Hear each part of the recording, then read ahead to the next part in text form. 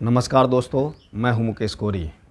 आज हमको अपने दिमाग से ही लड़ना है। आज हमको अपने दिमाग को इतना मजबूत करके रखना है कि जो कोरोना का भय, कोरोना का भूत, कोरोना का डर जो आज देश में दिखाई पड़ रहा है, उससे हम तभी जीत सकते हैं जब हमारा दिमाग मजबूत होगा। हमें उससे तभी सफलता मिलेगी जब हम अपने दिमाग पर काबू कर लेंगे, क्योंकि हमें तब ही हम किसी व्यक्ति से जीत सकते हैं जब हमारा दिमाग मजबूत हो, दृढ़ हो, उसके अंदर किसी भी प्रकार का डर और भय उत्पन्न ना हो। इसका मैं आपको एक उदाहरण देता हूँ, एक फ़िल्म का उदाहरण बताता हूँ। जो फ़िल्म है क्रांतिवीर, उस क्रांतिवीर में जब एक बच्चा की माँ पिट रही होती है और उस बच्चे की माँ को बचाने के लिए वो बच्चा हीरो के पास जाता है और कहता है कि मेरी माँ को बचाओ। तो वो कहता है कि तुम लड़ो जाके। बोला मैं बहुत कमज़ोर हूँ, मैं बच्चा हूँ।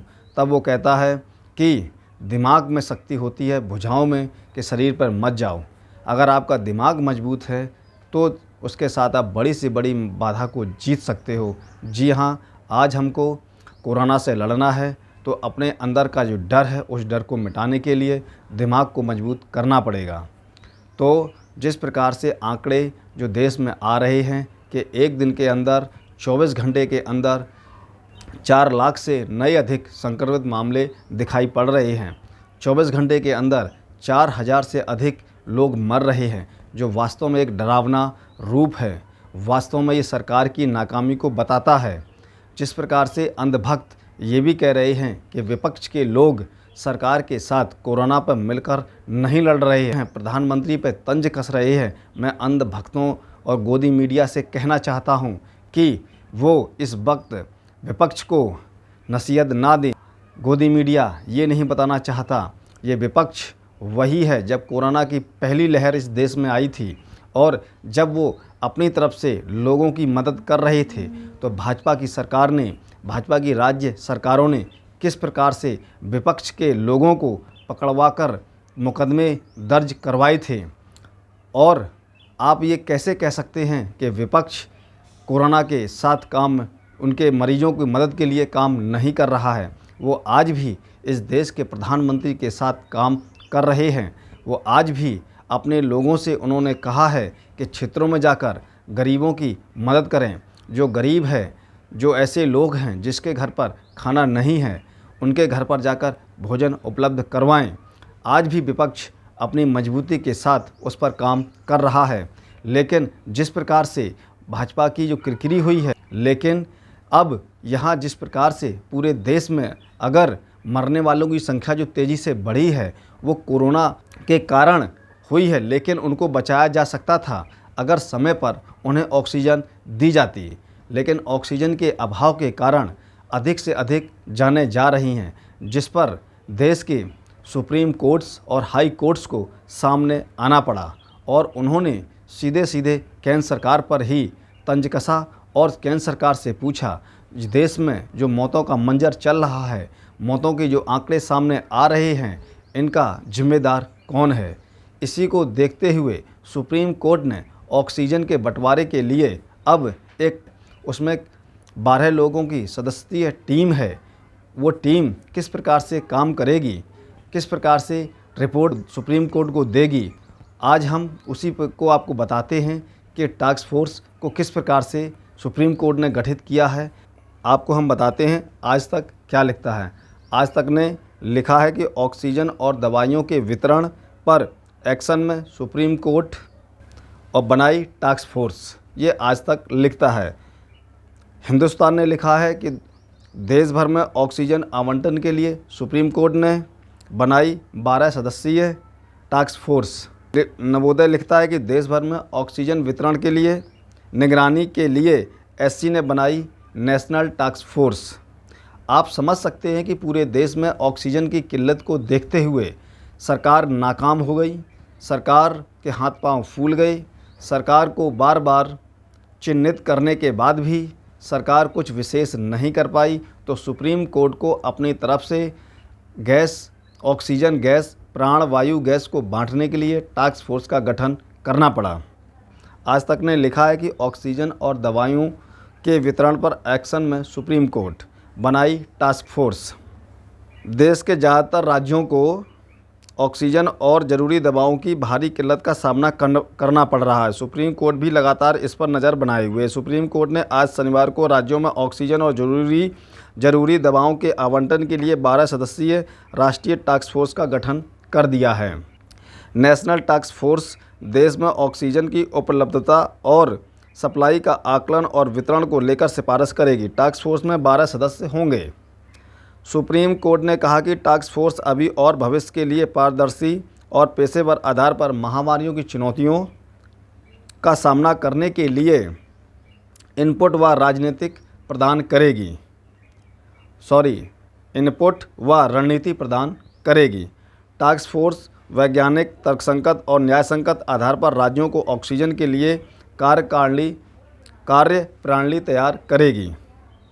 कोर्ट ने अपने आदेश में कहा कि यह टास्क फोर्स परामर्श और सूचना के लिए केंद्र सरकार के मानव संसाधन विभाग से सलाह और मशवरा के लिए स्वतंत्र होगा।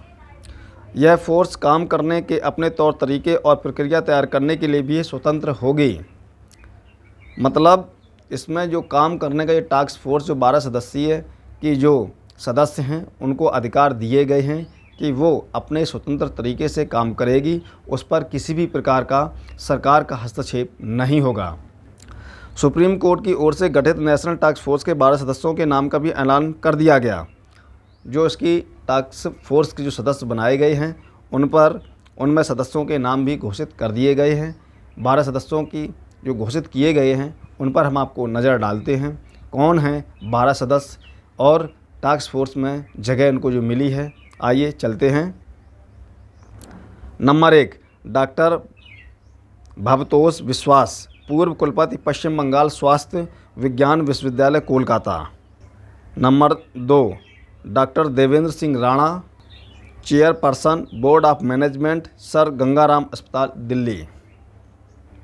तीसरा, डॉक्टर देवी प्रसाद शेट्टी, चेयरपर्सन और कार्यकारी निदेशक, नारायण हेल्थ केयर, बेंगलुरु। चौथा, doctor Gagandeep gong, professor, Christian medical college, Vellore, Tamil Nadu. पाँचवा, डॉक्टर जीवी Peter, director, Christian medical college, Vellore, Tamil Nadu. छठवें, डॉक्टर नरेश त्रेहान, चेयरपर्सन व प्रबंधक निदेशक, मेदांता अस्पताल और हार्ट इंस्टीट्यूट, गुरुग्राम।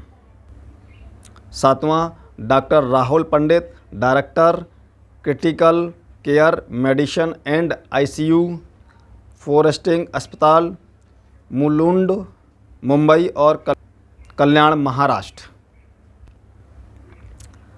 आठवें, डॉक्टर सौमित्र रावत, चेयरमैन और head, department of surgical gastroenterology और लीवर ट्रांसप्लांट, सर गंगाराम अस्पताल, दिल्ली।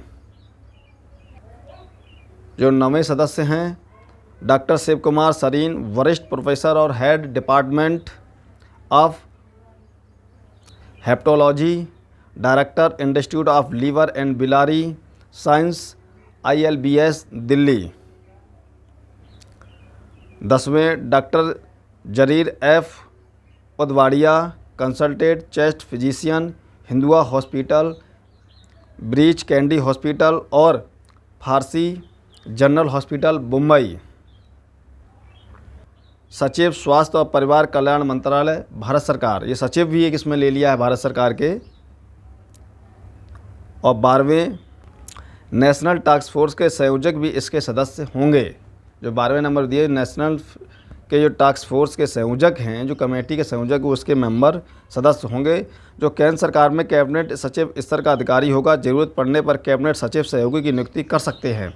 हालांकि यह अतिरिक्त सचिव के पद के नीचे की रैंक के अधिकार को नामित नहीं कर सकेंगे। तो ये 12 सदस्य हैं। इन 12 सदस्यों के आधार पर ही अब पूरे देश में ऑक्सीजन का वितरण होगा। अपनी योजनाओं को किस प्रकार से कार्यप्रणाली में लाना है, क्या करना है, कैसे किसका ऑक्सीजन देनी है, इन सभी का पूर्णतः अधिकार टास्क टीम को दिया गया है। तो आपको ये खबर कैसी लगी इस खबर को लाइक करने के साथ कमेंट व शेयर भी करें। आपने मुझे बड़े ध्यानपूर्वक से सुना, उसके लिए आप सभी का बहुत बहुत धन्यवाद। फिर मिलते हैं फिर एक नई खबर के साथ। तब तक के लिए आप सभी को जय भारत।